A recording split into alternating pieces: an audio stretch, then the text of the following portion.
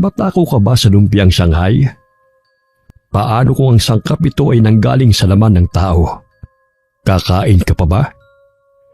Ating alamin kung paano binigyan ng hustisya ni Nanay Luisa ang pagkamatay ng kanyang anak na punong-puno ng pangarap laban sa mga taong matapobre at nilamon ng inggit sa pamamagitan ng kulam at lumpiang Shanghai. Bata pa lamang ay kinahiligan na ni Vincent ang larong basketball. Sa katunayan, siya nagpapapanalo sa kanilang barangay sa tuwing ginaganap ang liga. 5'5" lamang ang kanyang taas. Bagamat hindi man katangkaran, ay maliksi siyang kumilos at palaging pasok ang kanyang tira.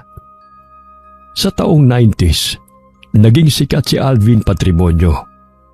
Siya ang iniidolo ni Vincent na 17 taong gulang.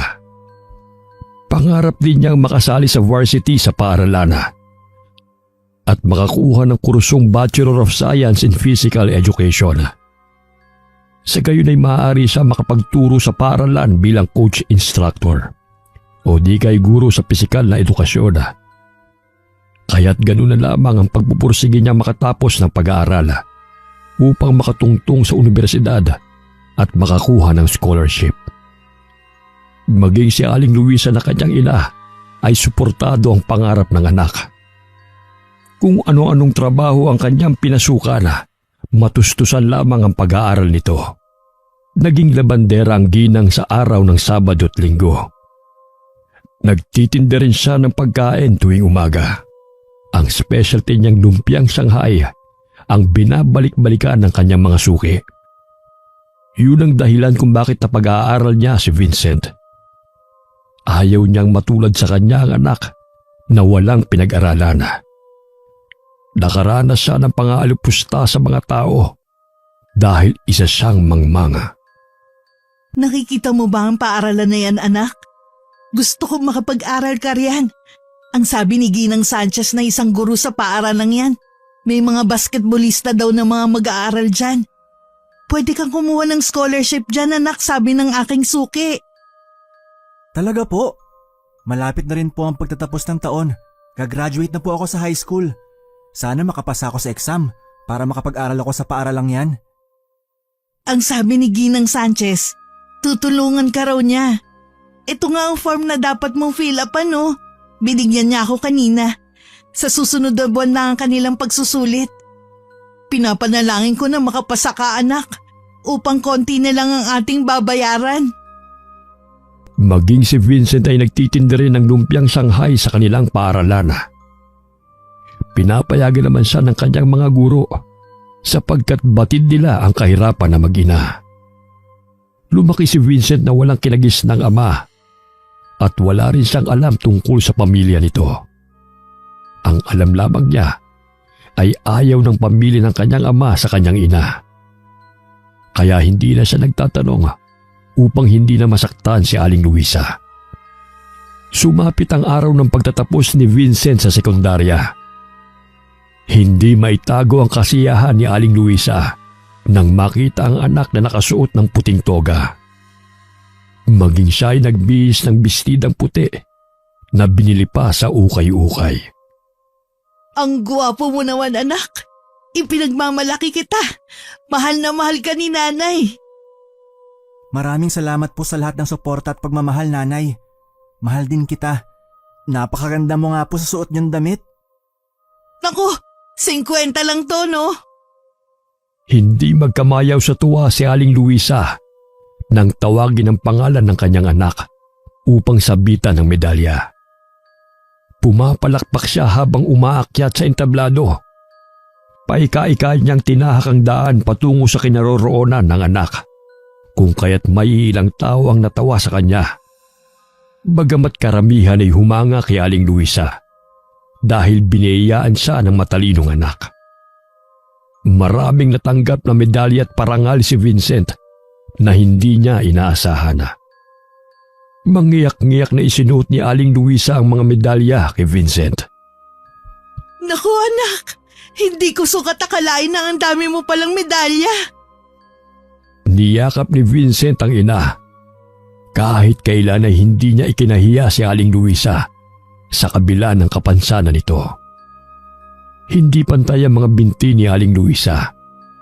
Ang isa ay maiksi, kung kaya't kadalasan ay tinutukso siya ng mga bata. Maging ang anak ay naging tampulan din ng tukso. Ngunit palagi niyang pinapangaralan ng anak na huwag na lamang pakinggan ang sinasabi ng ibang tao, lalo na't walang ambag sa kanilang buhay. Pinalaki niyang mabuting anak si Vincent. May malasakit sa kapwa, matulungin at higit sa lahat ay mapagmahal. Dahil para sa kanya, si Vincent lamang ang kanyang kayamanan, kung kaya't ibinuhos niya ang lahat ng makakayanan upang ipadama sa anak ang kanyang pagmamahal. Sa tulong ni Ginang Sanchez ay nakakuha ng scholarship si Vincent. Ilang linggo rin ang kanyang hinintay upang malaman ang resulta ng pagsusulit. Walang pagsidla ng tuwa si Luisa nang sabihin ng ginang sa kanya na nakapasa si Vincent sa entrance exam. Hindi naman lahat ng kumukuha ng pagsusulit ay nakakapasa sa scholarship. Kaya ganun na lamang ang pasasalamat ni Luisa sa guro. Ma'am, maraming salamat po ah. Hindi ko po alam kung paano susuklian ang inyong kabutihan. Naku, Luisa, sadyang matalino lamang ang anak mong yan. Kaya huwag kang magpapasalamat sa akin. O siya, bukas pumunta siya sa paaralan. Huwag ka na rin mag-alala sa uniforme. Meron ang anak ko na hindi na nagagamit. Bago pa yon, ibibigay ko na lang kay Vincent. Sasabihin ko po sa aking anak pag uwi ko. Naku, tsak na magiging masaya yon, ma'am. Ah, siya nga pala. Sa'yo na po yung lumpiang Shanghai. Huwag niyo na pong bayaran ah. Pasasalamat ko na lang po sa inyo. Sabik na umuwi si Aling Luisa matapos maubos ang kanyang paninda. Naabutan niya ang anak na naglilinis ng bahay. Nandilat ang kanyang mga mata nang makitang hawak ng kanyang anak ang lumang baul. Kung kaya't dali-dali niya yung kinuha. Nay, ano po ba to? Sobrang makapal ng alikabok nito. Nakita ko po sa ilalim ng higaan po ninyo. Ah, mga pinaglumaang gamit, anak. Alam mo naman ayokong itapon ang mga bagay na ibinigay sa akin. Lalo't mahalaga. Mga gamit yan na pinaglumaan ng Lola Tasha mo. Alaala ko na lamang sa kanya. Lilinisin ko na lang muna, Nay. Ang dumi-dumi na oh. Ah, ako na maglilinis nito, anak. Ang sabi nga pala ni Ginang Sanchez, pumasa ka sa pagsusulit at may uniforme ka nang maisusuot. Masayang niyakap ni Vincent ang ina dahil sa magandang balitang narinig. Ilang sandali inutusan niya ang anak na maghain na ng kanilang hapunan. Agad na itinago ni Luisa ang baul sa aparador at kinandado yun bago pa siya mapansin ng anak. Ayaw niyang makita muli yun ni Vincent sakaling malaman ito kung ano ang nasa loob ng baul. Matagal na niyang iwinaglis sa kanyang isipan ang mga gamit sa lumang baul sapagkat gusto niyang bigyan ng payapa at normal na buhay ang anak. Hindi makapaniwala si Vincent sa ganda at lawak ng universidad na kanyang napasukan. Nakaagaw ng pansin sa kanya ang mga mag-aaral na naglalaro ng basketball. Agad niyang tinungo ang silid kung nasaan si Ginang Sanchez. Ayon na rin sa sinabi ng ina. Magandang araw po, ma'am. Pinapunta po ako ni nanay. May ibibigay raw po kayo sa akin? Ah, oo. Isukat mo nga yung mga damit. Pati na rin itong sapatos. Magkasing laki lang kayo ng anak ko eh. Kaso ayaw niya sa uniformeng yan. Dahil maiksi raw sa kanya. Maging ang sapatos po? Kasya naman po, ma'am. Maraming salamat po. Laking pasasalamat ni Vincent sa ginanga. Wala nang poproblemahin ng kanyang ina sapagkat may magagamit siya sa eskwela. Matapos na isuot ang uniforme at sapatos, ay agad niyang tinungo ang kanilang silid-aralan. Batid niyang galing sa mayayamang pamilya ang karamihan sa mga estudyante nag-aaral doon. Katabi niya sa upuan si Cesar, kagaya niya na isang scholar. Maingay ang mga mag-aaral bukod sa kanilang dalawa. Nagbabatuhan pa ng papel ang mga ito at nagkakantyawan na. Hindi sukat akalain ni Vincent na ganoon ang unang araw niya sa klase. Oras ng tanghalian, sumabay sa kanya si Cesar. Binigyan niya ng baon na lumpiang Shanghai ang kaklase. Wow! Ang sarap naman ito! Ito talagang inuuwi ng mga bisita galing sa mga pistahan, ang lumpiang Shanghai. Sino ba nagluto nito? Nakakabiti naman ng 2 piraso. Si nanay. Katunayan paninda namin yan. Maraming nasasarapan sa luto niya, kaya ang dami niya mga suki. Gusto mo bukas dalhan kita? 3 piso lang naman ang isa. Oo ba? Pasensya ka na para mauubos ka na yung baon mo. Nagtawa na ng dalawa habang kumakain ng tanghalian. Nagulat sila nang biglang sumulpot sa kanilang mesa si Philip at ang mga kaibigan nito. Uy! Lumpiang Shanghai! Patikim nga! Yummy! Wala man lamang pasabi na kinuha at kinain nito ang baon ni Vincent. Pinagpasapasahan pa nila ng kanyang mga kaibigan ang sisidlan ng lumpia hanggang sa maubos. Pasalampak pa nitong inilagay sa mesa ang sisidlan habang tumatawa. Bukas magdala ka nito ulit ha? Nagkatinginan sina Cesar at Vincent sa inasal ng kaklase. Tumatawa pa ang mga ito habang papalayo sa kanila. Inubos niya na yung baon mo. Hati na lang tayo sa baon ko. Hayaan mo na lang sila. Baka bago lang nakakain ng lumpiang Shanghai na mura na, masarap pa. Imbis na magalit si Vincent, ay nagpatawa pa ito sa kaibigan. Ngunit lihim na nakaramdam ng pagkainis ang binatilyo dahil sa bastos na pag-uugali ng kaklase. Hindi niya akalain na karamihan sa mga mag-aaral doon ay may ganoong pag-uugali. Wari niya spoiled lamang ang mga ito, kaya ganun sila. Kinumusta ni Luisa ang unang araw ng anak sa eskwela. Mababanag ang pananabik sa kanyang mukha na marinig ang kwento ng kanyang anak. Napabuntong hininga na lamang si Vincent. Ayaw rin niyang mag-alala pa ang ina. Ayos naman po, Nay. May kaibigan na po ako, si Cesar. Nagustuhan nga po nung mga kaklase kong lumpiang Shanghai na baon ko eh. Talaga ba, anak? Sige, bukas dadagdagan ko ang baon mo para naman mabigyan mo sila. Wag na, Nay. Itinda mo na lang yan. Hindi rin po kasi ako pwedeng magtinda roon kasi pagagalitan ako ng ibang guro. Hindi na katulad ng dati. Napangiti na lamang si Luisa sa anak habang nilalabhan ang uniforme nito. Mababanaag ang kasiyahan sa kanyang mukha dahil natupad ang isa sa kanyang pangarap para sa anak, ang makapag-aral sa kolehiyo. Palaging nanonood si Vincent ng ensayo sa basketball sa tuwing tapos na ang kanilang klase. Tumalbog ang bola patungo sa kanya habang siya'y nakaupo. Nasalo niya yun. Napangiti siyang tinanawang ringa. Ilang sandali ay sinut niya ang bola at pumasok ito sa ringa. Laking gulat niya nang pumalakpak ang mga estudyanteng nanonood ng basketball. Uy! 3 points yun ah! Ang galing mo pala! Nakachamba lang siguro.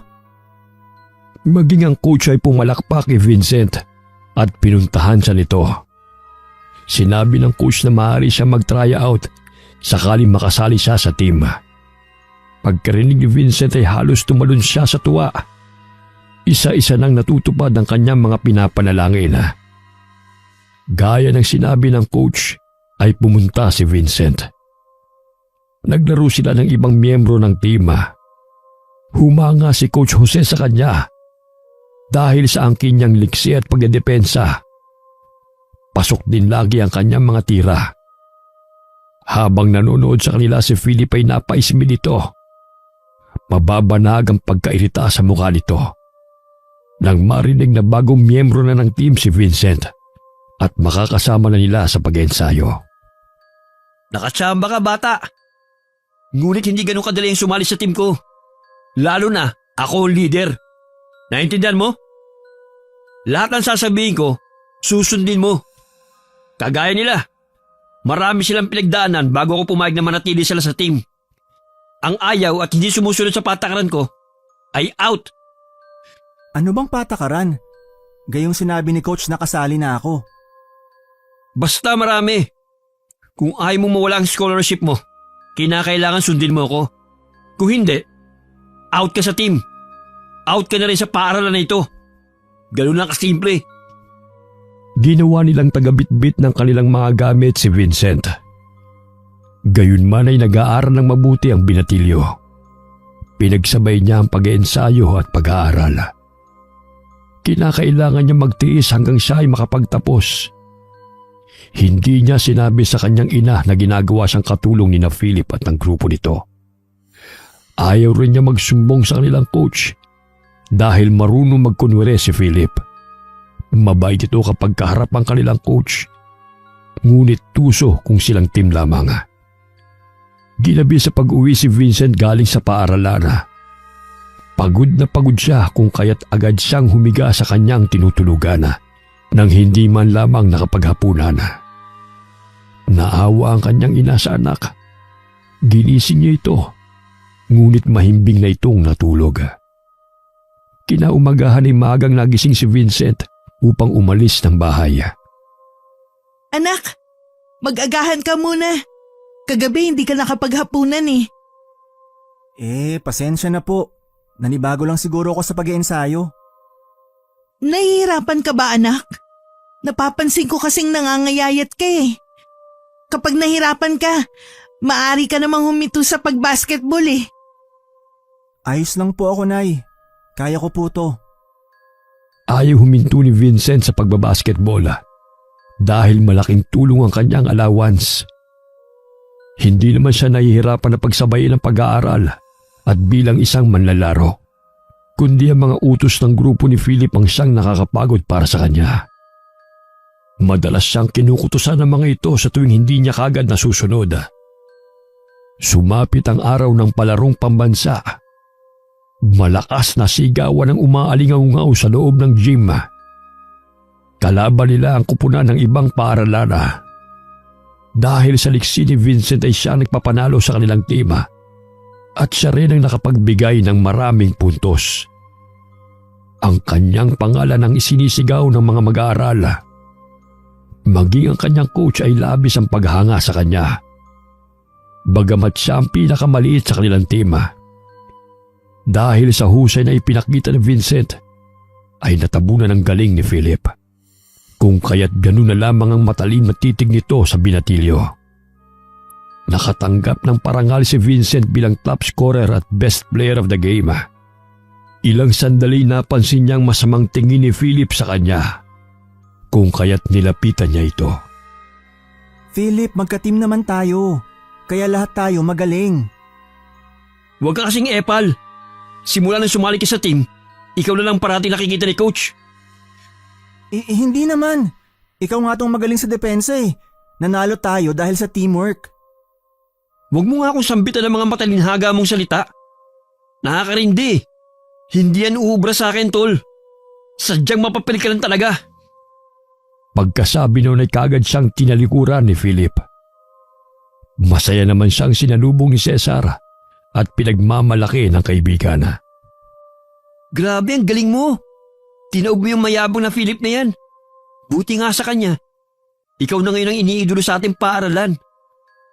Nako, hindi Baguhan lang ako. Kaya kinakailangan ko pang mag-ensayo. Tsaka magaling na yan si Philip. Nakatatak ng pangalan niya sa paaralan. Hindi na mababago yun. Marahil sinuwerte lang ako. Ang humble mo naman. Sabihin mo na lang kasi magaling ka na, matalino pa. Hindi ka gaya ng iba dyan. Dinadala lang sa angas at yaman. Obob naman. Shhh! Ang bibig mo. Baka marinig ka. Patay tayo niyan. Nagtawa na ng magkaibigan. Ilang sandali nilapitan sila ni Ginang Sanchez at kinausap. Namumutawi sa mukha ng Ginang ang kasiyahan. Siguradong tatalo na naman sa tuwa itong si Luisa. Nakaka-proud ka, Vincent. Ipagpatuloy mo lang yan. Hindi magtatagal May aahon mo rin ang iyong ina sa kahirapan. Simula na makapag-aral si Vincent sa universidad, ay tila tumayong ina niya ang ginang sa paaralan. Simula ng elementarya siya, ay suki na ito ng kanyang ina. Kaya batid ng ginang ang hirap na pinagdaanan ng kanyang ina upang mapalaki at mapag-aral lamang siya. Paminsan-minsan ay inaabutan siya ng ginang ng baon. Bilang sukli, ay nililinis niya ang silid-aralan nito at dinadalhan niya ng paborito nitong lumpiang Shanghai. Dahil sa kanilang pagkapanalo, ay nagpahanda si Coach Jose ng hapunan. Nagsalo-salo sila sa pagkain kasama ang ibang guro. Walang bukang bibig ang mga ito, kundi ang liksi at ang galing ni Vincent. 2 taon nang hindi nila nasusungkit ang gold medal. Ngunit dahil sa husay ni Vincent, ay nakuhang muli ng paaralan yon. Labis ang pagkainis na nararamdaman ni Philip habang matalim na tinititigan ng binatilyo. Tahimik lamang na kumakain si Vincent. Pagsisisihan mong sumali ka sa team. Dahil sa'yo, nawala ng tiwala ang teammates ko sa akin. Pabulong na tugon ni Philip sa binatilyo. 3 taon ang tanda ni Philip kay Vincent. Ngunit magkaklase sila sa ibang subjects. Dahil dinadrop out niya ang asignaturang hindi niya makayanan. Wala naman itong problema sa pera, kung kaya't kahit ilang taon man siyang pabalik-balik sa paaralan, ay ayos lamang sa kanya. Hindi tulad ni Vincent na kaya niyang ipasa ang mga asignatura kahit abala sa pagiging manlalaro. 10:00 ng gabi na matapos ang salo-salo. Sumabay si Vincent kay Coach Jose at Ginang Sanchez sa pag-uwi. Dito na lamang po ako. Maraming salamat po, Ma'am, Coach Jose, sa paghatid. Ang dilim naman ng iskinita. Samahan ka na lang namin. Malayo-layo pa naman ang lalakarin mo. Ayos na po. Huwag na kayong mag-alala pa. Kaya ko na po. Tsaka sanay naman po ako sa lugar na to. Salamat po ulit. Sige, mag-ingat ka, Vincent. Congratulations ulit sa'yo. Hindi na nagpahatid pa si Vincent sa kanilang bahay. Hindi na rin naman makakapasok ang sasakyan sa iskinitang yon. Kinakailangang lakarin lamang. Ilang sandali ay naramdaman niyang may sumusunod sa kanya. Napalingon siya sa pag-aakalang si Coach Jose at Ginang Sanchez ang nagmamay-ari ng mga aninong kanyang nakikita. Bigla siyang nagulat ng may matigas na bagay na tumama sa kanyang noo. Dahilan na mawalan siya ng malay. Nagising si Vincent nang buhusan siya ng malamig na tubig. Nakatali ang kanyang mga kamay at mga paa habang nakaupo siya sa silya. Inilibot niya ang kanyang paningin. Madilim ang lugar na yun. Sa hinuha niya ay nasa lumang gusali siya. Sino kayo? Bakit niyo ako dinala rito? Pakawalan niyo na ako, pakiusap. Hinihintay na ako ni nanay sa bahay. Umiiyak na nagmamakaawa si Vincent. Ngunit sunod-sunod na sampal ang dumapo sa kanyang pisngi. Ilang sandali ay hinila ang kanyang buhok dahilan na siya'y napatingala. Tila matutuklap ang kanyang anit sa lakas ng lalaki. Marami kang kasalanan, boy. Dahil sa'yo, pinagtatawanan na ako ng mga tao. Dahil sa'yo, ang baba ng tingin nila sa akin. Ang medalya na lang ang may pagmamalaki ko sa aking mga magulang. Ngunit nung dumating ka, wala na akong silbi sa kanila. Hindi kita maintindihan. Pakiusap, kalagan mo na ako. Maawa ka sa akin. Mahirap lang po ako.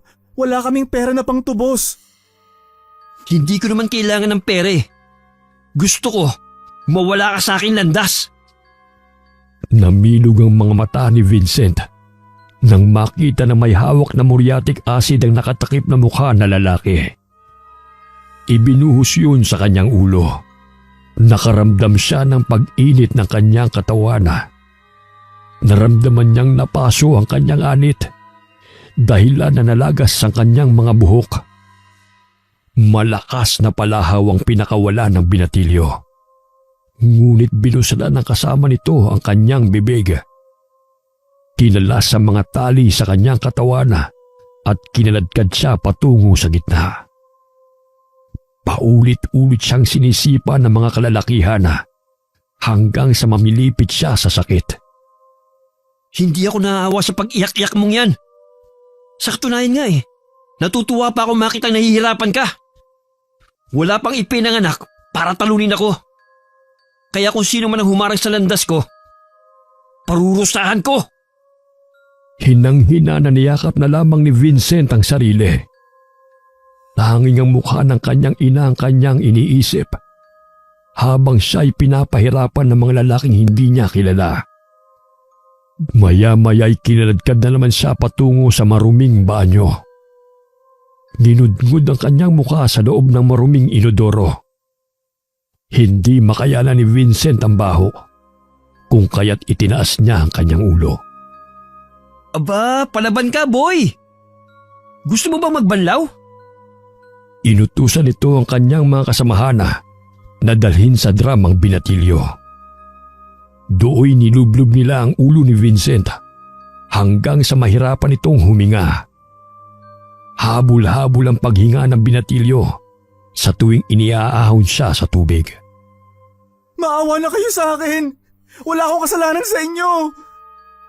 Sigaw niya. Ngunit pinagtatawanan lamang siya ng mga ito habang nakikita siyang nahihirapan. Maya-maya'y hinila na naman siya patungo sa gitna ng gusali. Salita ng mga ito sa pagpalo ng matigas na kahoy sa katawan ng binatilyo. Hanggang sa lumabas ang dugo sa kanyang ilong at bibig. Tanging masasayang alaala nila ng kanyang ina ang sumasagi sa kanyang gunita. Habang unti-unti siyang nawawalan ng malay. Pumatak ang kanyang mga luha bago niya ipinikit ang kanyang mga mata. Ilang sandali huminto sa paghinga si Vincent at tuluyan nang nawalan ng buhay. Sinipa-sipa pa siya ng mga kalalakihan upang siguraduhin kung patay na nga ito. Pinulusuhan pa ng isang lalaki ang kanilang biktima at nakumpirmang nalagutan na ito ng hininga. Maghukay kayo, bilis! Baka may makakita pa sa atin. Agad na naghukay ng lupa ang mga kalalakihan kasama ng taong nag-utos sa kanila. Ngunit napatigil sila sa kanilang ginagawa nang maaninag ang ilaw na nanggagaling sa flashlight. Dumapa sila at nagkubli sa mayayamong na damuhan. Napansin nila na may taong napadaan sa lugar na yon. Ngunit dumiretso rin nang wala itong nakitang tao. Iwanan lang natin siya dito bago pa may makakita sa atin. Hindi naman nila matutukoy kung sino ang salarin. Basta walang bakas na maiiwan. Hubaran nyo na lang para sabihin na pinagdiskitahan ng mga tambay. Agad na sinunod ng mga kasamahan nito ang sinabi ng kanilang amo. Ilang sandali nilinis nila ang lugar at ang bangkay na animoy walang nangyari. Samantala, hindi mapakali si Aling Luisa dahil maghahating gabi na hindi pa nakakauwi ang anak. Hindi siya nakapanood ng laro ng anak dahil nilagnat siya dulot ng matinding pagod sa paglalabada at biglang naulanan sa daan. Nang makayanan na niyang makatayo, ay lumabas siya ng bahay upang sunduin sa labasan ng anak.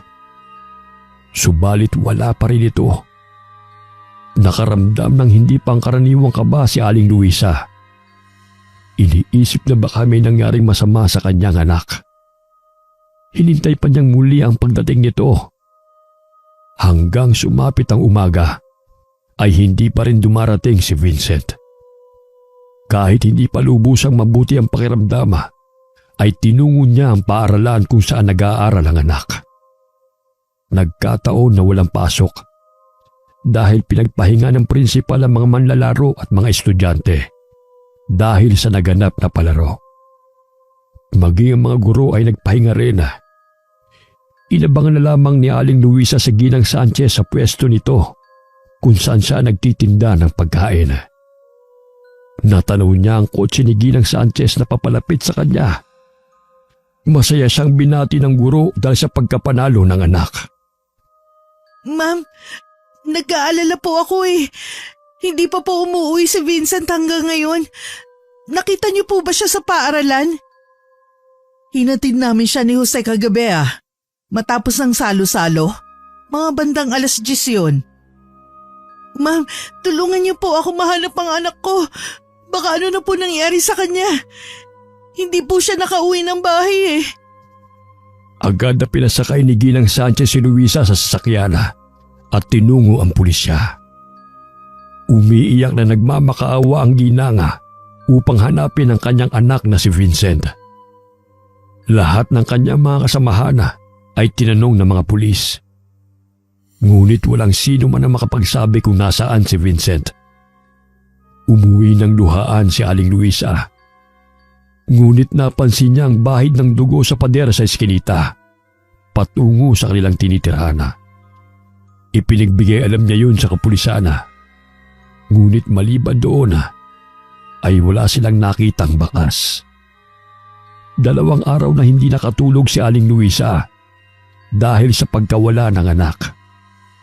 Mugtong-mugto ang kanyang mga mata dahil sa labis na paghihinagpis. Anak, hinihintay ka na ni nanay. Nasaan ka ba ngayon? Magparamdam ka sa akin. Nanginginig na nagsindi ng kandila si Aling Luisa sa altara at nagdasal. Sinasambit niya ng paulit-ulit ang pangalan ni Vincent. Ipinikit niya ang kanyang mga mata at sumagi sa kanyang mga balintatawang mayayabong na damuhana. May mga patak ng dugo at bangkay na nakadapa. Aalis na sana siya upang tunguhin ng pulisya, ngunit sinalubong siya ng 2 pulis sa daan. Kinausap siya ng mga ito dahil maaaring ang anak niya natagpuan sa talahibana malapit sa abandonadong gusali. Nangangamoy na ang bangkay kung kaya't nakaagaw pansin yun sa mga taong dumaraan. Nanginginig na naglakad si Aling Luisa patungo sa bangkay na natagpuan ng mga pulis. Halos himatayin siya na makita ang kalunos-lunos na sinapit ng anak. Nakadapa ito, katulad ng sumagi sa kanyang isipan. Pinatihaya ng mga pulis ang katawan ng biktima. Lumulobo na rin ang mukha nito at ibang bahagi ng katawan. Nasa stage of decomposition na ito. Hubot-hubad at halos maga ang buo nitong katawan. Nakilala ni Aling Luisa na si Vincent yun dahil sa malaking peklat ito sa kanyang tuhod. Nadulot ng pagkapaso ng mantika noong siya'y nasa elementarya pa lamang. Ganun na lamang ang palahaw ng ginanga. Hindi niya inaasahan na yun ang sasapitan ng kanyang anak. Sa kabila na naging mabuti itong bata.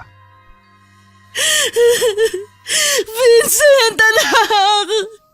Sino may gawa nito sa'yo? Hindi ba tapan ang buhay ng anak ko? Isa siyang mabuting tao! Mga hayop sila! Sinong pumatay sa anak ko? Ilang sandali ay nawalan ng malay si Aling Luisa dahil sa matinding paghihinagpis sa pagkamatay ni Vincent. Walang naging sospek ang mga pulis dahil walang naiwang fingerprints maliban na lamang sa mga bahid ng dugo ng biktima. Paulit-ulit na tinanong ng mga pulis sina Philip at ang iba nilang kasamahan. Ang tanging sinasabi nila ay wala silang alam. Dahil sumabay ito sa kanilang coach at kay Ginang Sanchez. Maging ang mag-asawa ay inimbestigan din ng mga pulis. Ngunit naging malinaw na hindi sila ang sospek dahil sa bahid ng dugo sa pader kung saan papauwi na si Vincent. Mangiyak-ngiyak din si Ginang Sanchez sa sinapit ni Vincent. Hindi rin siya makapaniwala na mangyayari ito sa binatilyo. Nagising si Aling Luisa sa klinika. Agad itong bumangon at tinungo ang kinaroroonan ng anak. Magpahinga ka muna, Luisa. Makakasama sa'yo yan. Ilang araw ka na rin hindi nakatulog at kumakain. Gusto ko makita ang anak ko, Ma'am. muna siyang yakapin bago siya imbalsamuhin. Pakiusap, gusto ko makita si Vincent. Umahagulgol na nagmamakaawa si Luisa sa ginang. Kung kaya't sinamahan niya ito sa morgue. Pinapasok nila si Aling Luisa at dooy nanginginig ang kanyang katawan habang nilalapitan ng anak. Anak, si nanay to. Patawarin mo ko. Wala ako sa panahon na humihingi ka ng tulong. Wala ako sa panahong nagmamakaawa ka sa mga hayop na gumawa nito sa'yo. Sisiguruhin ko pagbabayaran nila ang kahiyupan na to. Pinahid niya ng panyo ang mga natuyong dugo sa kamay at kuko ng anak. Maging sa mukha nito. Agad niyang itinago sa bulsa ang panyo at lumabas ng morgue. Binuro lang bangkay ni Vincent sa maliit na dampa sa kanilang tinitirhana. Nakiramay ang kanyang teammates, mga guro, lalo na ang kaibigan niyang si Cesar. Bro, akala ko ba ililibre mo pa ako? Hindi ko akalain na ganito mangyayari sa'yo. Mangiyak-ngiyak na kinausap ni Cesar ang kaibigan na nasa loob ng kabaong. Maging ang kanyang teammates ay sumilip sa kanyang bangkay. Isa-isang tinignan ni Aling Luisa ang mga mukha ng mga taong bumisita sa burol ng anak. Ilang sandali nagpaalam na ang mga ito upang umuwi. Ngunit nagpaiwan ng kaibigang si Cesar upang samahan ang naghihinagpis na ina ni Vincent. Sobrang bait po ni Vincent. Kahit nga po alam ko nahihirapan na siya, hindi pa rin siya nagrereklamo. Sa katunayan nga po, tinuturuan pa niya ako sa tuwing meron po kami pagsusulit. Bili po ako sa katalinuhan niya at kasipagan niya sa pag-aaral. Ikaw pala si Cesar na palagi niyang kinikwento sa akin. Ang palaging bumibili ng lumpiang Shanghai. Opo. Ang iba nga po kinukuha na lang yung baon niya nang walang paalam eh. Hindi man na magsabi na gusto ang lumpia. Ang daming pera, pero ayaw bumili. Madalas nga po kinakawawa ng grupong yun si Vincent eh. Ayaw naman po niya magreklamo kasi natatakot po siya na baka mawala raw po ang scholarship niya kapag nagsumbong siya. Sino ang kumakawawa sa anak ko? Inuutusan lang po siya ng mga teammates niya. Yun daw po ang patakaran nila eh. Kapag bago sa team, kinakailangan muna raw po tigalinis ng quarters nila tsaka ng banyo at ang iba pa. Ilang araw na ang lumipas, ngunit hindi pa rin umuusad ang kaso sa pagkamatay ni Vincent. Nadismaya na si Aling Luisa sa mga kapulisan sa bagal ng hustisya. Pakiramdam niya ay nawawala na siya ng pag-asang makamit yun. Hinihintay na lamang ni Aling Luisa na mailibing ang anak bago hanapin ang may kagagawan nun sa kanya. Araw-araw na kinakausap ng ginang ang kabaong ng anak habang sinasambit ang mga Latin na kataga. Pumapatak ang kanyang mga luha sa kabaong habang kuyom ang kamao. Gusto niyang malinawan kung bakit yun ang sinapit ni Vincent.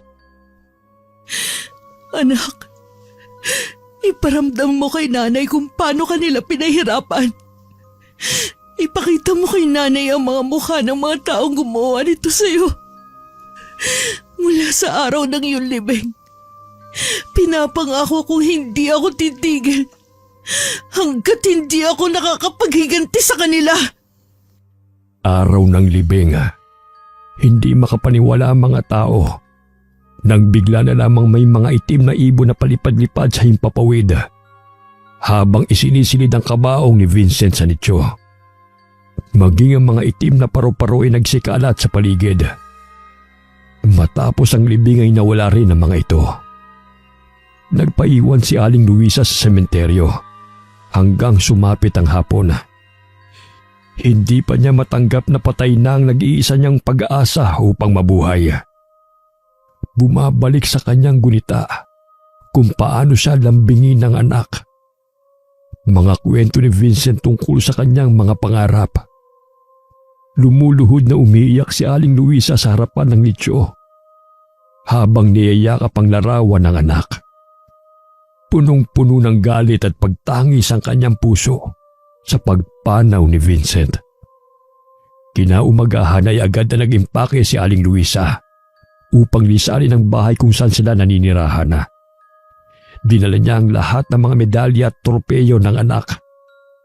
Walang nakakaalam ng mga kapitbahay kung saan siya patutungo. Maging si Ginang Sanchez ay nagtaka kung nasaan na napagawi si Luisa dahil hindi na rin niya nakikita ito. Ang tagal kong nanahimik sapagkat ayoko maranasan ng aking anak na kutsain at kamuhian dahil sa lumaki sa magkaibang kinagisnan. Pinalaki ko siya at namuhay kami ng normal. Ngunit hindi pa rin siya nakaligtas sa karahasan ng mga tao. Tinungo ni Luisa ang luma nilang tirahan na malapit sa bundok. Malayong malayo sa mga tao. Nagmula si Luisa sa pamilya ng mga mangkukulam. Ngunit buhat nang makilala niya ang ama ni Vincent, ay pinili niyang magbagong buhay. Subalit iniwan rin siya nito nang malaman ang totoo niyang pagkatao. Nang mapag-alaman niyang siya ay nagdadalang tao, ay mas minabuti niyang mamuhay ng normal hanggang sa mailuwal niya ang anak. Marami na rin siyang pinagdaanan bilang isang mangkukulam. Marami na rin siyang napatay. Ngunit dahil sa nabiyayaan siya ng sanggol, ay minabuti niyang gawin ang tama.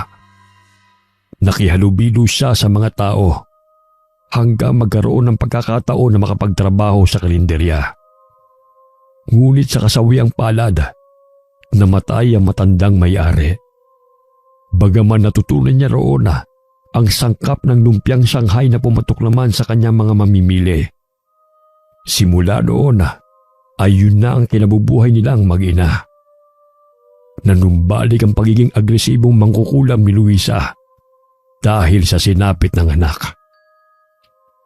Kinuha niya ang mga gamit sa lumang baul, maging ang panyo na may bahid ng dugo mula sa katawan ng yumaong si Vincent. Sa pamamagitan doon, pahihirapan niya ang mga tao na pumaslang sa anak. Nagsindi siya ng itim na kandila at iniligay yun sa bawat linya ng hugis triangulo. Pinatakan rin niya ng nalulusaw na kandila ang panyo. May kinuha siyang litrato ng mga kakilala ng kanyang anak. Kasama na roon ang litrato sa paaralan ni Vincent. Mga kuha kasama ng mga teammates niya, guro, kaibigan, at kung sino-sino pang kakilala. Kapag tumigas ang ipinatak niyang nalusaw na kandila sa mukha ng taong nasa litrato, ang ibig sabihin nun ay hindi siya ang salarin. Ngunit kung hindi yun tumigas, ibig sabihin ay may ginawa itong di ka nais-nais sa kanyang anak. Nagdasal ng orasyon si Luisa sa harapan ng mga litrato kasama ang larawan ni Vincent. Ilang sandali ay isa-isa niyang pinatakan ng kandila ang mga mukha ng mga ito. Naghintay siya ng 2 minuto bago tinignan ang resulta. Namilog ang kanyang mga mata nang mapansin na 5 patak ang nalulusaw at hindi dumikit sa mga mukha ng taong nasa litrato. Nanginginig ang kanyang mga kamay nang makita kung sino-sino ang mga salarin sa pagpanaw ng kanyang anak. Mga hayop sila. Bumisita at nakilibing pa. Nakisimpat siya pero mga ahas. Mga hayop! Anong kasalanan ng anak ko sa inyo? Gumagulgol na niyakap ni Luisa ang litrato at medalya ng anak. Hinding-hindi pa siya nagkakamali sa paraan na yun upang tukuyin ang salarin. Mula pa yun sa kanyang lola hanggang sa ginagawa niya noon pa man. Pinaghandaan ni Luisa ang kanyang paghihiganti. Ginamit niya ang itim na kapangyarihan upang maisakatuparan ang kanyang mga plano. Wari niya'y dahil sa salapi ay mailap ang hustisya sa mga dukhang katulad nila. Pinagdikit-dikit ni Luisa ang mga larawan ng mga taong kumitil sa buhay ng kanyang anak. Inilatag niya ito sa panyo, kung saan naroon ang dugo na sanhi ng paghihirap ni Vincent. Sa panahon ng pagdadalamhati ng pusong Zoe, ako'y nananalangin na bigyan ng karampatang parusa ang taong halangang kaluluwa.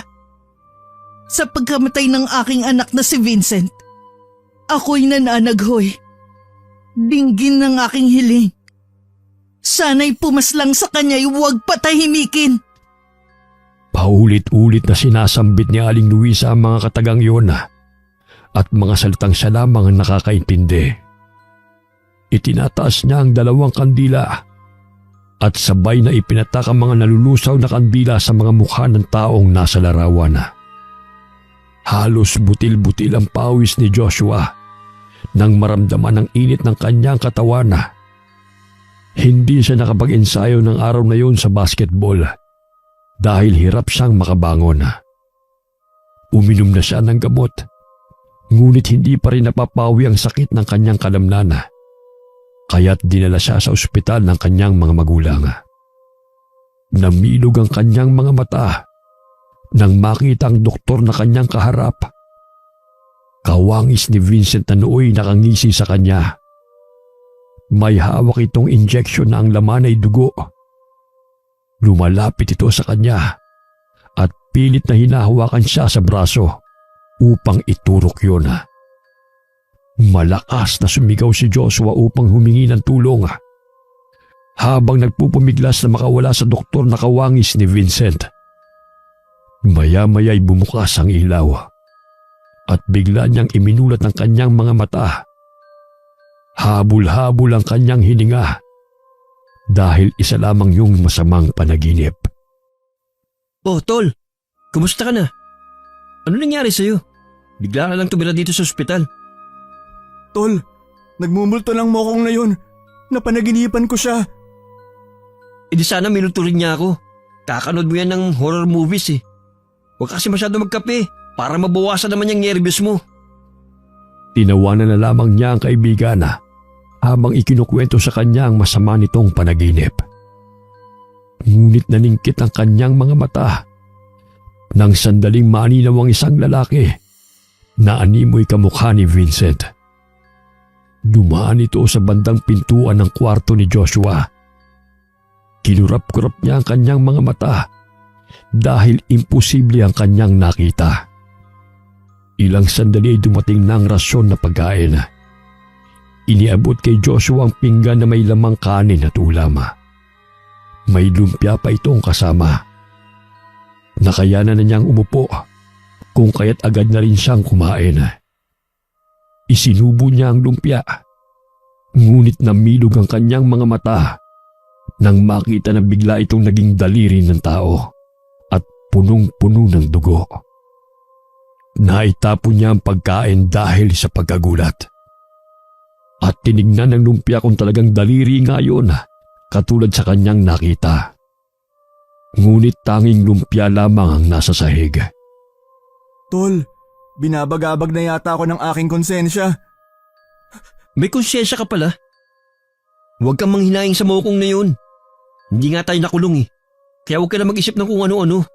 Natabunan na ang kaso niya, Tol. Huwag ka naman problema. Itiko mo lang ang bibig mo. Kailangan ko na umalis. Baka hinahanap na ako ni Coach. Dahil naging maayos na ang pakiramdam ni Joshua, ay pinayagan na siyang makauwi ng doktor. Tanging ang driver na lamang niya ang sumundo sa kanya. Lula ng sasakyan, ay dinala siya ng driver sa hindi pamilyar na lugar. Ilang sandali ay may nalanghap siyang hindi kanais-nais na amoy, kung kaya't nawalan siya ng malaya. Nagising siya sa isang lugar na halos pinaliligiran ng mga puno. Wala na rin doon ang kanilang driver na sumundo sa kanya. Nakatali ang kanyang mga kamay at mga paa. Napansin niya ang kanilang mga larawan na nakasabit sa dingding. Mabuti at gising ka na. Kumusta ang pakiramdam mo? Sino ka? Anong gagawin mo sa akin? Huwag kang maingay. Baka magising ang anak ko. Mahimbing siyang natutulog. Ayaw na ayaw pa naman niya na maingay. Pag nagising siya, puputulin ko ang matabil mong dila. Galit na inilapat ni Luisa ang patalim sa pisngi ng binata, kung kaya't natakot siya sa babae. Huwag ka mag-alala. May kasama ka naman dito. Kaya hindi ka malulungkot. Umamin na rin siya kung sino-sino ang mga kasama ninyong pumaslang sa anak ko.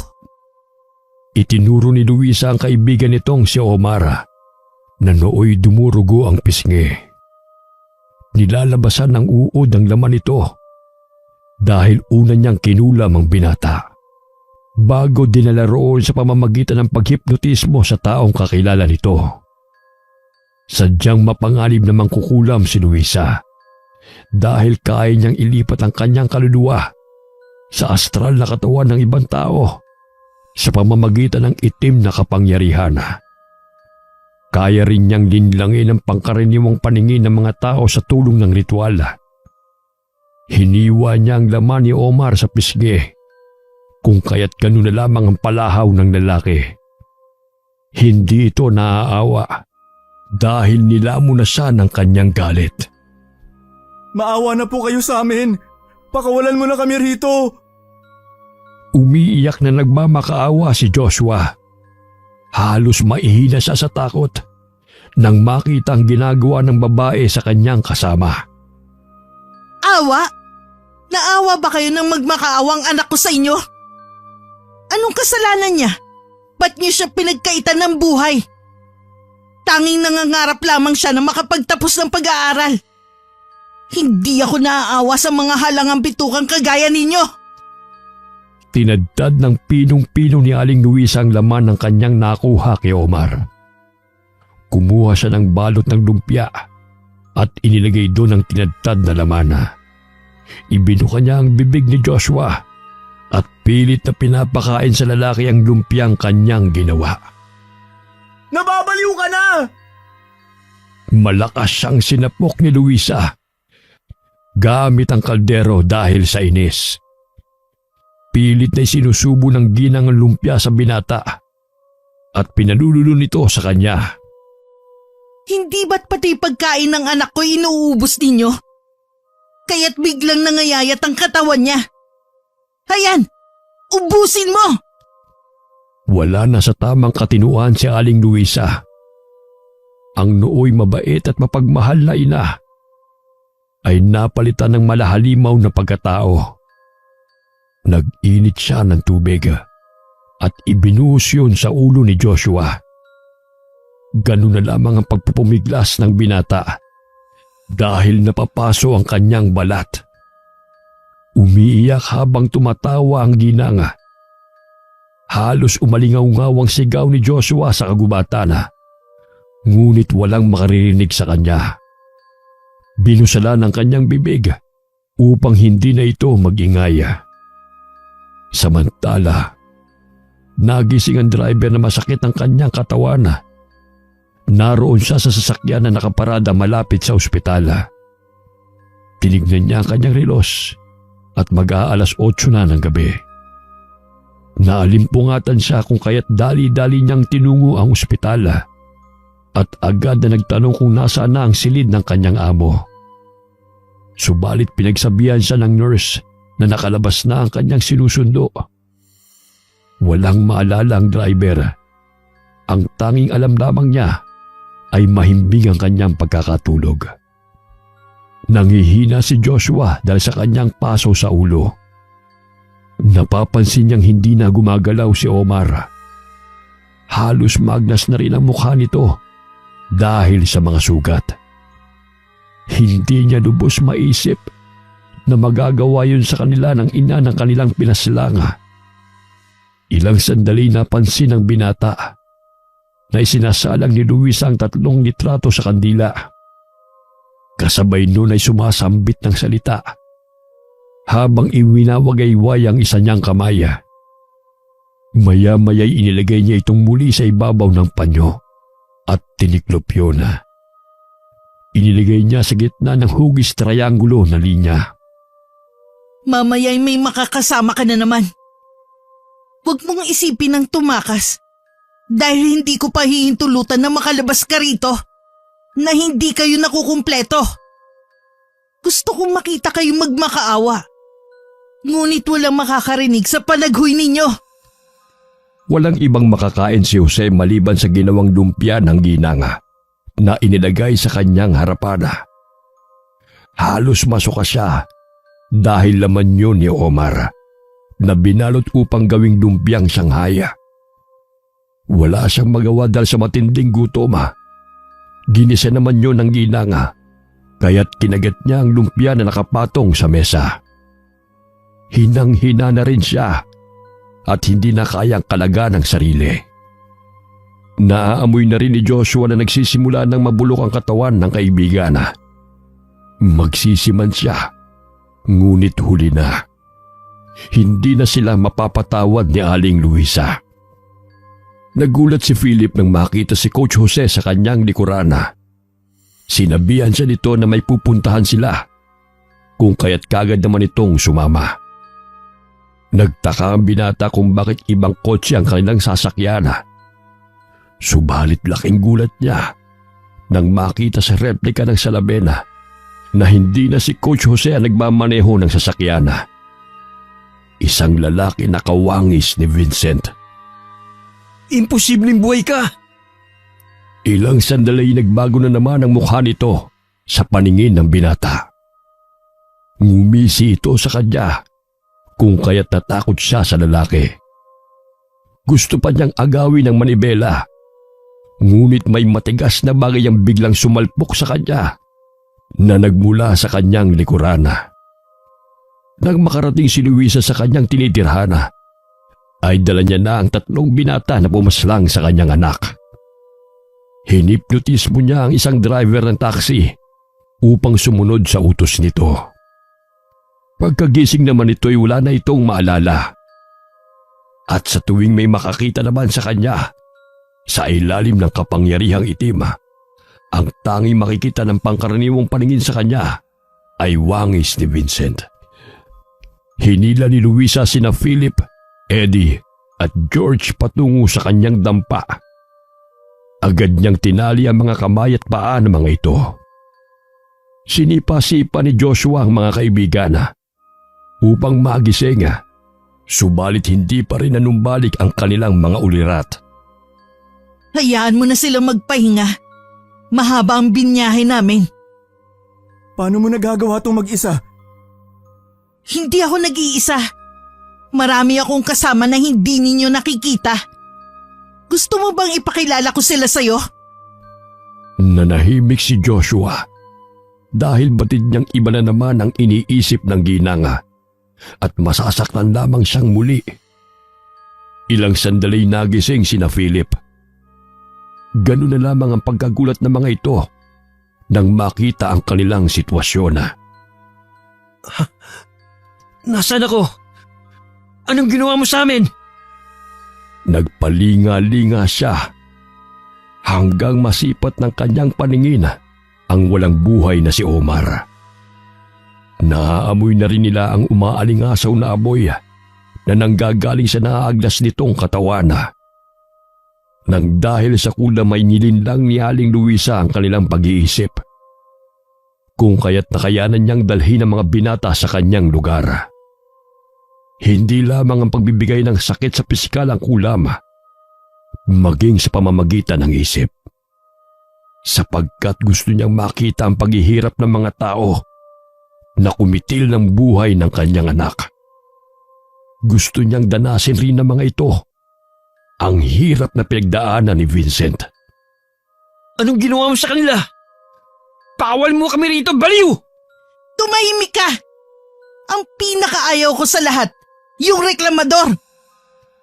Nanlaki ang mga mata ng ginanga dahil sa pagkairita kay Philip. Kung kaya't hiniwa niya ang naaagnas na laman ni Omar at binalot sa lumpia wrapper. Ibinuka niya ang bibig ng binata at pilit na pinapakain. Dinuraan siya ni Philip sa mukha, kung kaya't nagdagdagan ang kanyang galit. Kinuha niya ang itak na naroon sa ibabaw ng lamesa at inilapat yun sa leeg ng binata. Nandito ka sa teritoryo ko. Kung kaya't wag na wag mo akong angasan. Kung anong pinag-uutos ko, sundin mo. Naiintindihan mo ba ako? Pilit na isinubo ni Luisa ang ginawa niyang lumpiang Shanghai sa bunganga ni Philip. Kung kaya't nasuka ang binata sa kanyang ginawa. Maya-maya'y huminahon si Luisa at umupo sa kanilang harapan. Isa-isa niyang pinakita ang larawan nilang mag-ina sa mga bihaga. Masasayang alaala na punong-puno ng pangarap. Ngunit hindi na may babalik dahil patay na si Vincent. Umiiyak na nagkwento siya tungkol sa kanilang mag-ina. Ngunit bigla na namang nagbago ang tono ng kanyang pananalita at galit na pinagsasampal ng mga binata. Anong kasalanan ng anak ko sa inyo? Hindi ako perpektong ina. Pero ibinibigay ko ang lahat para maging masaya siya at maging mabuting tao. Ngunit bakit niyo siya pinatay? Bakit niyo siya pinatay? Sagot! Nanginginig na napasiksik ang mga binata sa sulok dahil sa takot sa ina ni Vincent. Hindi nila sukat akalain na isa palang mangkukulam si Aling Luisa. Itinuro ng ginang ang mga kalansay na nakahilera sa gilid ng kanyang kubo. Sa tulong ng liwanag ng gasera ay nakita yon ng mga binata. Sinabi ni Luisa sa kanila na kalansay yun ng kanyang asawa at mga biyanana. Dahil sa hindi na niya makayanan ng pananakit ng asawa, ay kinulam niya ito hanggang sa bawian ng buhay. Nang dahil din sa hindi magandang pagtrato ng kanyang mga biyanan sa kanya at pangaalipusta, ay binigyan rin niya ang mga ito ng sakit hanggang mamatay. Kung kaya't nagkaroon siya ng pagkakataon na makatakas mula sa kalupitan ng mga ito. Umiiyak ang mga binata sa pagmamakaawa sa ginang na wag na silang patayin. Huwag kayong mag-alala. Ilalagay ko naman dyan ang mga kalansay nyo. Matagal ko nang iniwan ng masamang gawain. Pero nang dahil sa inyo, binuhay nyo muli ang galit ko. Kinuha ni Aling Luisa ang uniforme ni Vincent at niyakap ito habang sumasayaw. Suot rin niya ang puting bestida na kanyang isinuot ng sabitan niya ng medalya ang anak. Ngunit sa pagkakataong yun ay marami ng bahid ng dugo. Maya-maya'y iminulot niya ang kanyang mga mata at nabaling na naman ang kanyang pansin sa mga bihaga. Tumalikod si Luisa sa mga binata upang kunin ang kanyang mga sangkap. Nakapa ni Philip ang patalim na nalaglag sa mesa, kung kaya't ginamit niya yon upang putulin ang tali sa kanyang mga kamay at paa. Pinasa-pasa nila ang patalim at kinalaga ng kani-kanilang sarili. Umarap si Luisa sa mga binata, ngunit laking gulat niya nang hatawin siya ng itak ni Philip, dahilan na matamaan siya sa pisngi na nagdulot ng hiwa. Papatayin kita! Isusunod kita sa anak mo! Hinila siya ng dalawa niyang kasamahan upang tumakas. Tahimik lamang silang tinatanaw ni Luisa habang hinahayaan lamang ang dumurugong sugat sa pisngi nito. Bahagya siyang pumikit at sumambit ng orasyon. Nagdidelirio na noon si Joshua dahil sa naimpeksyon na ang kanyang katawan, sanhi ng pagkapaso. Lumalabo na ang kanyang paningin, kasabay ng paghina ng tibok ng kanyang puso. Ilang sandali lumaylay ang mga kamay ni Joshua at ang ulo nito habang nakataling nakaupo sa silya. Pahiwatig na nawala na siya ng buhay. Palakas ng palakas ang usal ni Luisa habang itinataas ang kanyang mga kabaya. Maya-maya'y tumayo ang naagnas na bangkay ni Omar at lumalakad ito palabas ng dampa. Naanimoy muling nabuhay. Palinga-linga ang bangkay sa paligid. Ilang sandali malakas na kinalas ni Joshua ang mga tali na nakapulupot sa kanyang katawan. Lumalakad din ito palabas ng kubo habang nakayuko. Binuhay ni Luisa ang mga bangkay upang utusan ng mga ito na hanapin ang mga binata. Ang patay ay mabubuhay sa ilalim ng kapangyarihan na aking taglay. Mga bangkay na aking alipin, tumakas ay hanapin at paslangin. Kasabay ng mga katagang yun ay ang pag-ihip ng malakas na hangin. Nagulat si George nang biglang sumulpot sa kanyang harapan ng naaagnas na bangkay ni Omar. Napaatras siya dahil papalapit ito sa kanya. Napatid siya sa nakausling sanga kung kaya't bigla siyang natumba. Nanginginig ang buo niyang katawan dahil sa nararamdamang takot. May nakapa siyang sanga at iniwasiwas niya yun sa harapan ng bangkay. Dahan-dahan siyang tumayo upang hambalusin si Omar. Subalit hindi man lamang ito natinag sa kanyang pagsugod. Napasandal siya sa puno ng kahoy. Bigla siyang napasigaw nang biglang nahulog ang walang buhay na lalaki. Naaninaw niya na nakauniforme pa yun ng pulis. Sa tulong ng liwanag ng buwana ay naaninag niya ang mukha ng dugo ang tao. Yun ang imbestigador na kanilang binayaran ng malaking halaga upang ilihis ang lahat ng ebidensya sa pagkamatay ni Vincent. Gumapang si George sa damuhana at pilit na ikinukubli ang sarili. Naririnig niya ang humahangos na bangkay ni Omar. Batid niyang palapit ng palapit na ito sa kanya. Natakasan man nila ang batas, ngunit hindi ang mangkukulam na ina ni Vincent. Pinipigilan niya ang kanyang pag-iyak upang hindi siya marinig ng bangkay na naghahanap sa kanya. Subalit nagulat siya nang bigla na lamang tumayo ang walang buhay na pulis at bigla siyang hinablot. Nandidilat ang mapupulang mga mata nito habang nakatitig sa binata.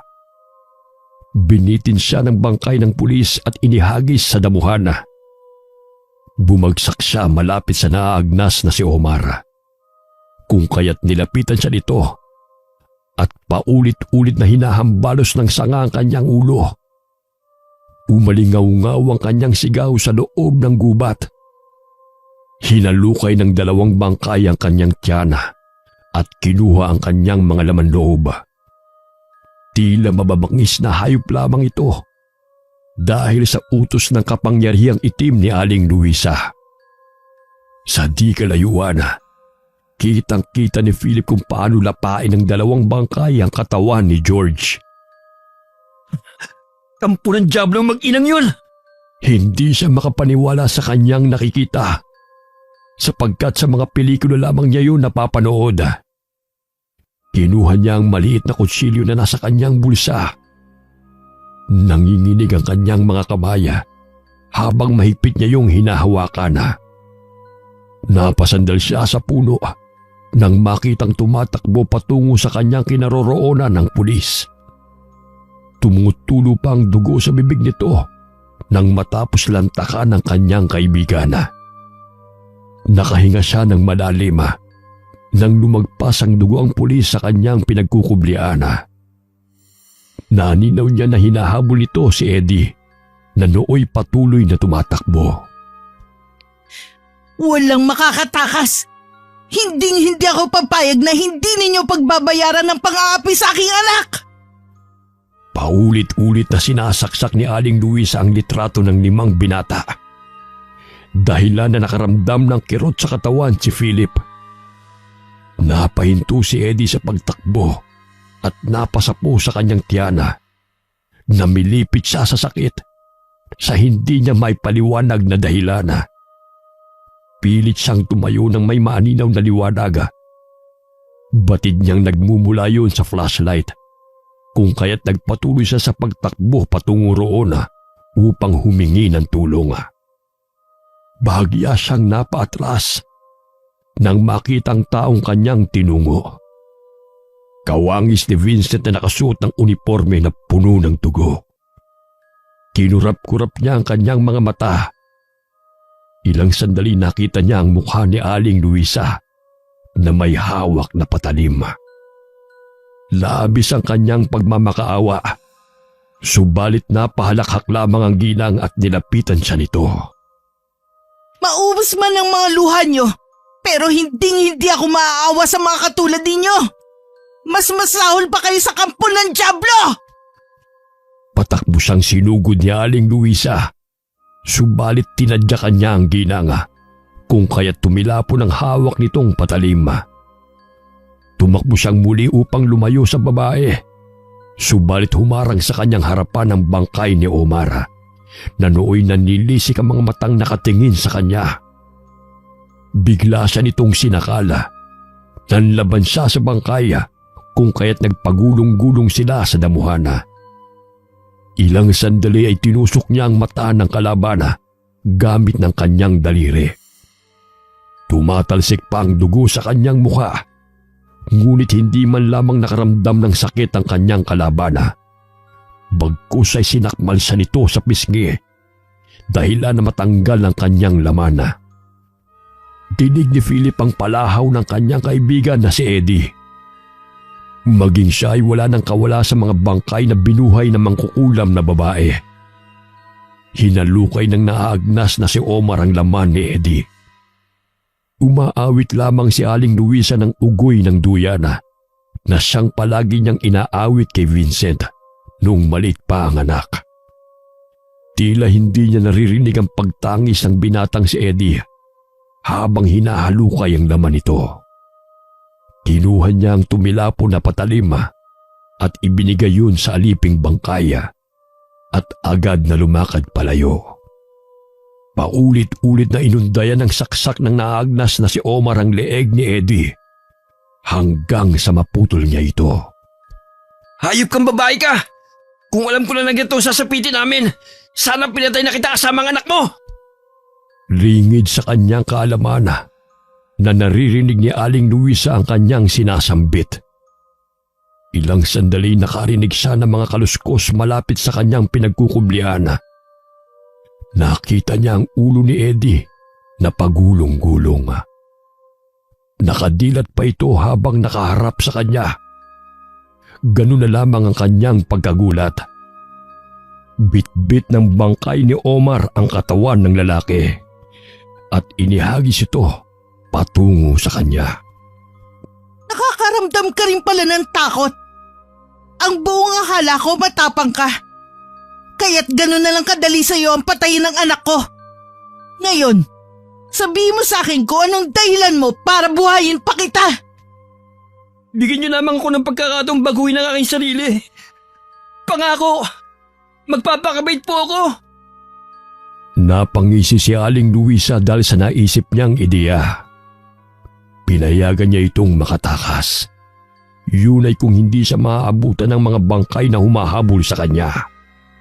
Sapagkat kamatayan ng kanyang sasapitin sakaling mahuli siya ng mga ito.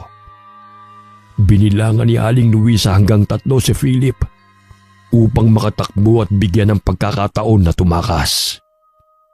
Ilang sandali pa ay hinahabol na siya ng mga buhay na bangkay. Bumalik ang mangkukulam sa kanyang kubo at naupo sa silyang tumba-tumba habang niyayakap at inaawitan ng anak. Napapikit siya habang inaalalang magandang kwentuhan nila ni Vincent na umaagos sa mga luha sa kanyang pisngi. Mahal na mahal kita, anak. Lahat gagawin ko para sa'yo.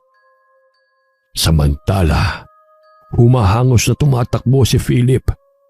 Sumasakit na ang kanyang mga paa, ngunit nanaig sa kanyang isipan ang makatakas. Naaaninaw niya ang 3 bangkay na humahabol sa kanya, kaya't kinakailangan niya magpatuloy sa pagtakbo. May nakapasang kutsilyo, kung kaya't bahagya siyang nakaramdam ng pag-asang makalaban sakaling maabutan siya ng mga ito. Bagamat napapansin niya na kahit malayo na ang kanyang itinakbo, ay pabalik-balik lamang siya sa kanyang dinadaanan. Ang palatandaan niya ay ang puno ng mangga na may mga dugo. Shit! Naliligaw ako! Sana bang daan pa na ba sa impyernong lugar na ito? Hinubad niya ang kanyang damit dahil yun ang paraan ng mga tao kapag naliligaw. Tumakbo siyang muli, subalit hindi pa rin umubra ang kanyang ginawa. Bigla siyang nagulat nang maramdaman na may mga kamay na humawak sa kanya. Bumungad sa kanyang paningin ang katawan ni Eddie na nooy pugot ang ulo. Tumayo ito sa kanyang harapan at kinakapasan ito. Malakas niyang tinadyakan yun kung kaya't bumulagta ito sa damuhan. Nakaramdam siya ng pagod, kung kaya't sandali siyang napaupo habang hinihingala. Batid niyang mahihirapan siyang makalabas ng gubat dahil hindi niya kabisado ang daan. Sa palagay niya'y nililigaw siya ng babae. Ilang sandali ay may nakita siyang tao na nakadapa. Pinatihaya niya yun, ngunit laking pagkabigla niya nang makita niya ang kanyang mukha. Ganun na lamang ang kanyang takot, kung kaya't agad siyang tumayo upang umalis doon. Subalit biglang hinawakan ng lalaki ang kanyang paa at kinanadkad siya nito. Maya-maya'y naaaninaw niya na nagpalit ito ng wangis ni Vincent. Pagkurap niyang muli, ay nakita niyang ang bangkay ni Omar ang humihila sa kanya. Bitiwan mo akong hayop ka! Sinaksak niya ang mga kamay ng humihila sa kanya, kaya't bahagya siyang nabitiwan ito. Lingid sa kanyang kaalaman na pinaglalaruan ni Aling Luisa ang kanyang pag-iisip. Patuloy na nilalabanan ni Philip ang mga patay na binuhay ng mangkukulam na sumusugod sa kanya. Nagpambuno sila ni Omar hanggang sa may makapasang malaking bato. Ipinukbok niya yun sa ulo ng kanyang kalaban hanggang mapisa ang bungo nito. Kahit wala na itong ulo ay pilit pa rin itong tumatayo, kung kaya't buong lakas na naman niyang inundayan ng saksak ang katawan ng bangkay. Pagod na si Philip, ngunit kailangan pa rin niyang lumaban. Ilang sandali naririnig niya ang paparating na dugo ang pulis at palinga-linga pa ito sa paligid.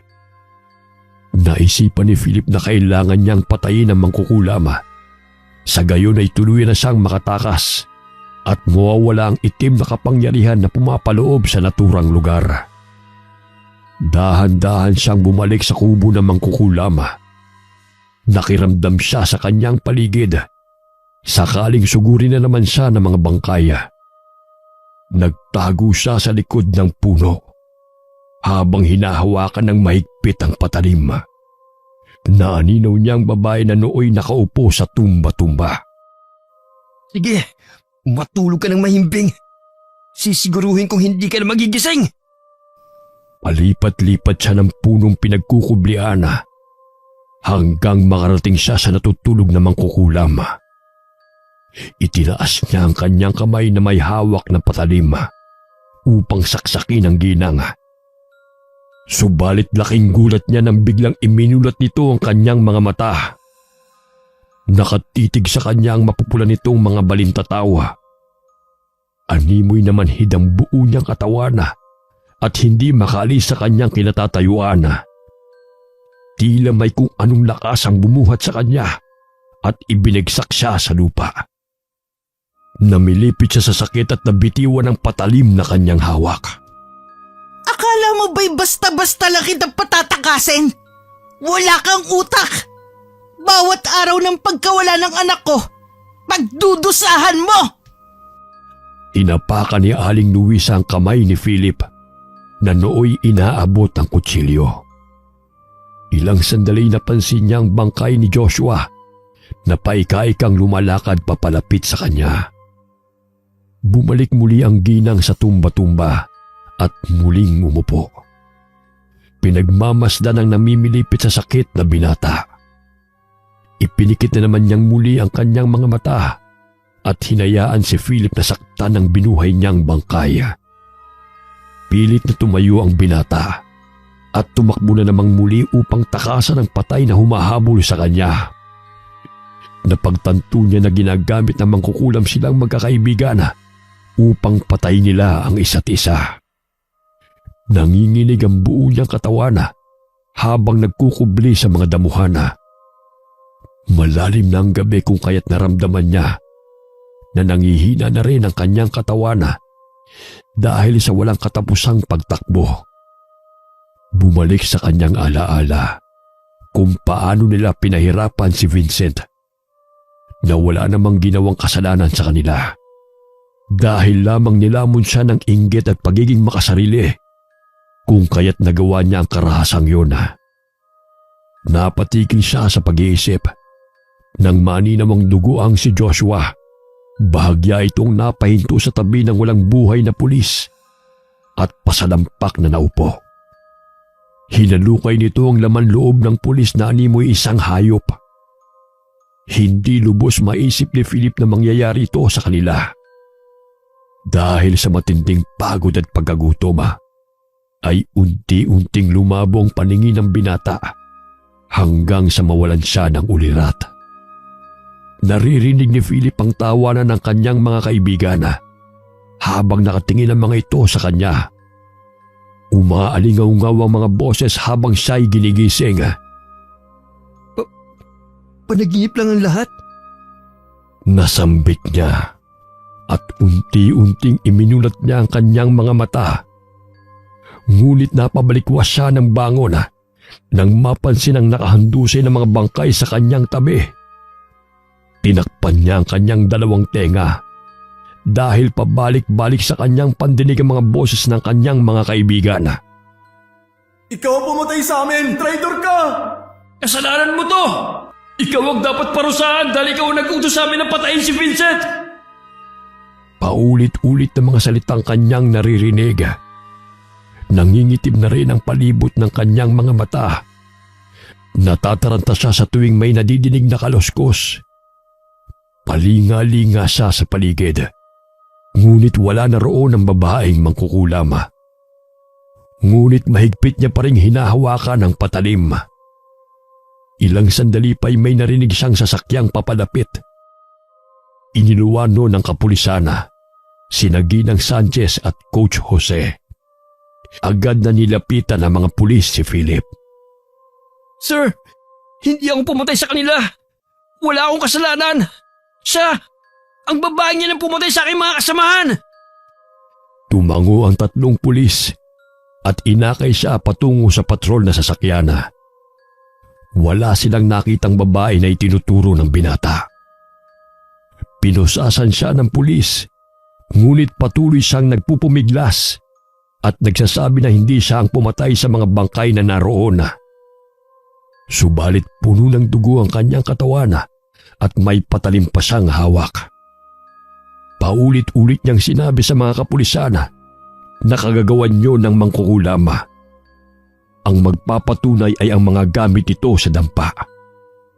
Subalit laking gulat niya na wala silang nakitang mga gamit doon bukod sa mesa at silya. Nandiyan ang mga gamit niya. Mga kandila, litrato, at kung ano-ano pa. Pinatay niya sila Omar, Joshua, George at Eddie. Binuhay niya ang mga patay. Maniwala po kayo sa akin. Hanggang sa narating nila ang istasyon ng pulisya, iginigiit ni Philip na hindi siya ang pumaslang sa mga kasamahan. Bigla siyang napatigil sa pagsasalita nang makita ang isang babae na lumabas ng silid. Siya! Siya ang mangkukulam at nagpahirap sa amin! Maniwala po kayo! Hulihin niyo po siya! Napakamot ng ulo ang babaeng pulis dahil napagkamalan siyang mangkukulam. Hindi makapaniwala si Ginang Sanchez at Coach Jose sa ginawa ni Philip sa mga kaibigan nito, maging sa isang pulis. May nakapagsumbong sa mga kapulisan sa ginawang krimen ni Philip. Ayon na rin sa mga nurse sa ospital na si Philip ang sumundo kay Joshua nang lumabas ito ng ospital. Hindi makapaniwala si Philip sa kanyang narinig. Hindi ako! Ang mangkukulam! Ang babae! Biktima ako! Hindi ako salarin! Patuloy niyang itinuturo ang mga babaeng nasa kanyang harapan, maging si Ginang Sanchez. Maya-maya ay dumating ang kanyang mga magulang at nakita ang kalagayan ng anak. Hindi nakulong si Philip sa salang pagpatay sa mga kasamahan. inilagak siya sa mental hospital dahil wala na ito sa tamang pag-iisip. Walang araw na hindi siya natatakot. Madalas ay tumatakbo siya sa kanyang kwarto at nagtatago sa ilalim ng kama. Hinahabol daw siya ng mga bangkay na muling nabuhay.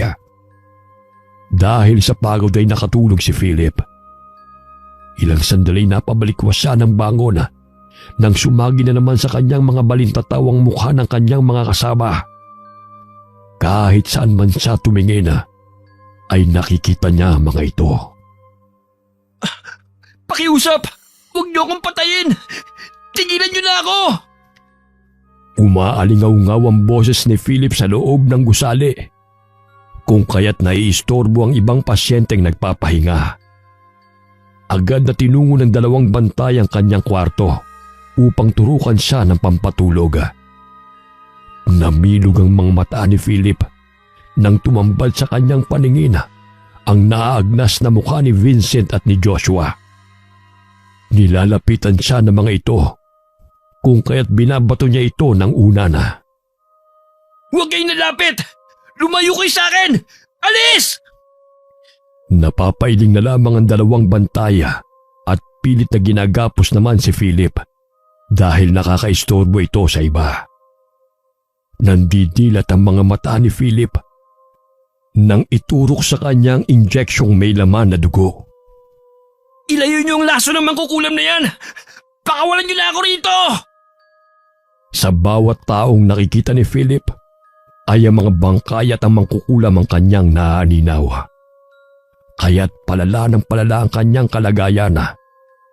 Maging ang mga pasyenteng kanyang nakikita ay napagkakamalan niyang patay na binuhay. Umugong ang balita sa paaralan ang tungkol sa ginawang pagpatay ni Philip sa kanyang mga kasamahan sa basketball. Dahil sa pagkalulong sa pinagbabawal na droga, kung kaya't nagawa niya ang karumal-dumal na krimen.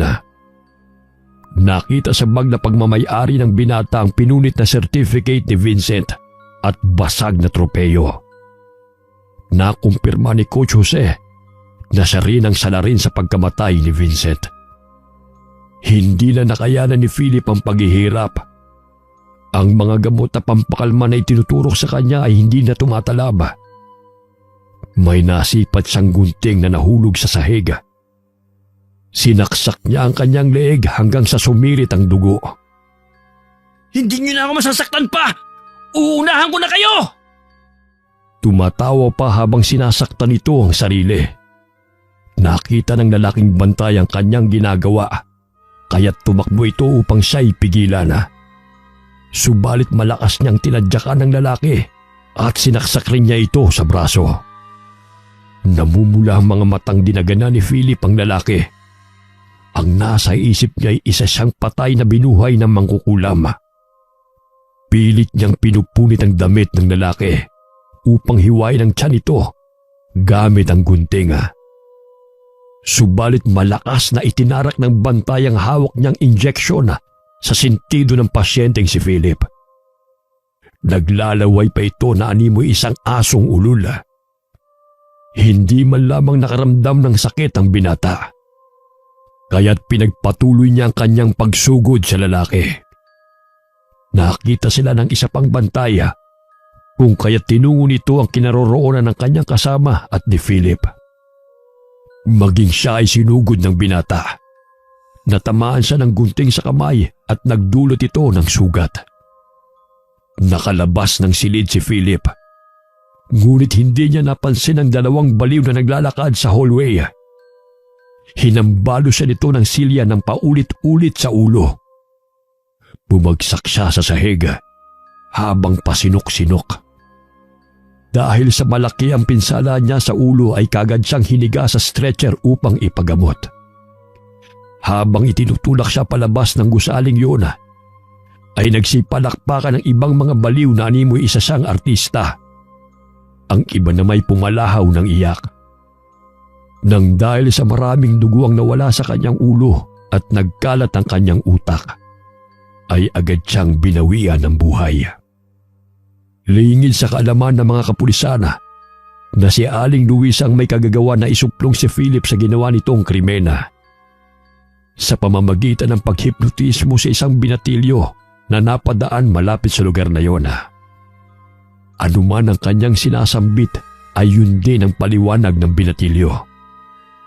Agad niyang iniligpit ang lahat ng kanyang mga gamit at iniwan ng walang malay ni si Philip, kasamang mga bangkay ng mga kaibigan nito. Nanirahan si Aling Luisa sa tuktok ng bundok, malayong malayo sa mga tao. Tila nakahinga siya ng maluwag nang tuluyan na niyang may paghiganti ang anak. Paminsan-minsan ay dumadalaw siya sa libingan ni Vincent. Ngunit hindi siya nagpapakita sa mga tao. 4 na taon matapos mamatay si Vincent, binisita ni Cesar ang kaibigan sa sementeryo. Bit-bit ang diploma. Kinakausap niya ang kaibigan habang kaharap ang nicho nito. Bro, nakapagtapos na ako. Sinikap ko makakuha ng diploma na to. Dahil ikaw ang naging inspirasyon ko. Nagsindi siya ng kandila at dinalhan ng bulaklak ang kaibigan. Nakaagaw ng pansin sa kanya ang iilang pirasong bulaklak. Nagpalinga-linga si Cesar sa paligid. Nasipat niya ang babaeng nakasuot ng itim na blusa habang nakatakip ang mukha. Batid niya na si Aling Luisa yun, kaya't pinuntahan niya ang ale. Tumakbo palayo sa kanya ang babae hanggang sa mawala na ito sa kanyang paningin. Dahil sa kalupitan, inggit at pagmamanipula ng katotohanan gamit ang yaman, inilagay ni Aling Luisa ang batas sa kanyang mga kamaya upang maipaghiganti ang kawalang hustisya ng pagkamatay ng kanyang anak. Lingid sa kalaman ng nakararami na nanggaling siya sa lahi ng mga mangkukulam. Wakas,